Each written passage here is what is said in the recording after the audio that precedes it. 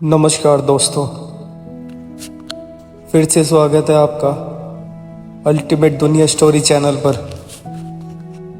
जहां आपके लिए मोटिवेशनल स्टोरी लाई जाती हैं। तो चलिए आज की कहानी को शुरू करते हैं। कहानी है एक छोटे से कस्बे की, जहां 14 साल का लड़का अंशुल रहता था।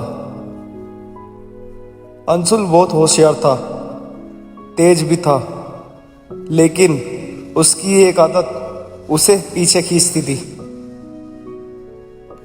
मुश्किल आते ही वह कह देता, दादाजी मुझसे नहीं होगा, दादाजी मुझसे नहीं होगा।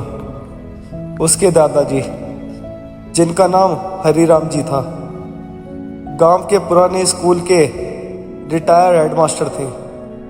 सफ़ेद दाढ़ी, हल्की झुकी पीठ, लेकिन आंखों में चमक अब भी वैसी ही थी जैसे किसी जवान इंसान की होती है।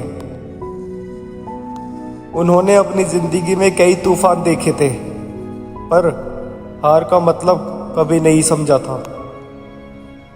एक सुबह जब सूरज की पहली किरण खिड़की से कमरे में आ रही थी, दादाजी ने अखबार से नजर उठाकर कहा, अंशुल चलो आज पहाड़ के उस पार वाले मंदिर तक चलते हैं। अंशुल ने खिड़की से झांका। दूर पहाड़ की चोटी पर बड़ा मंदिर, जो नजर तो आ रहा था, लेकिन पहुंचने में कई घंटे लगने थे। वो तुरंत बोला, इतना पैदल दादाजी, मैं तो थक जाऊंगा। दादाजी मुस्कुराए, बेटा जिंदगी की सबसे बड़ी जीतें आसान रास्तों से नहीं मिलती। यात्रा शुरू हुई। सूरज ऊपर था, हवा गर्म थी। थोड़ी ही दूर चलने के बाद अंशुल के माथे पर पसीना आने लगा। वो धीरे धीरे बोला, दादाजी चलिए वापस चलते हैं, मुझसे नहीं होगा। दादाजी रुके, मुस्कुराकर बोले, जब मैं तुम्हारी उम्र में था, नंगे पैर इसी रास्ते से रोज स्कूल जाता था, और आज तुम जूते पहनकर भी थक गए। याद रखो बेटा, जो थकान में भी एक कदम आगे बढ़ता है, वही आगे बढ़ता है। अंशुल ने बिना कुछ कहे कदम बढ़ा दिए। रास्ता अब और मुश्किल हो चुका था। जगह जगह पत्थर, कहीं कटीले पौधे तो कहीं खड़ी चढ़ाई। कुछ देर बाद अंशुल फिर रुका, हांफते हुए बोला, दादाजी अब सच में नहीं हो रहा। दादाजी ने उसके कंधे पर हाथ रखा और शांत स्वर में बोले, जिंदगी में जब मुश्किलें आए तो रुकना मत, क्योंकि मुश्किलों के बाद ही मंजिल आती है। करीब 2.5 घंटे की पैदल यात्रा के बाद वे मंदिर पहुंचे। वहां ठंडी हवा बह रही थी और पहाड़ों के पीछे सूरज ढल रहा था। आसमान सुनहरी रोशनी से भर गया था।